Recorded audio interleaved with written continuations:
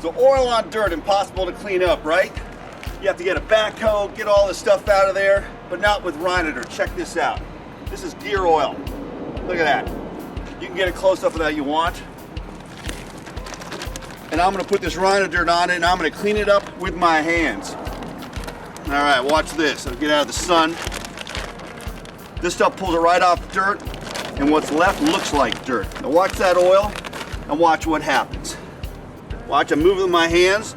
I'll get a little more out there. And when you're done, look at that.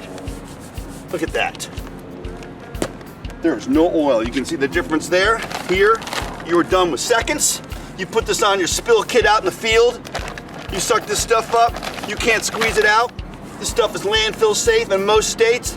And you are done just like that with Rhino Dirt.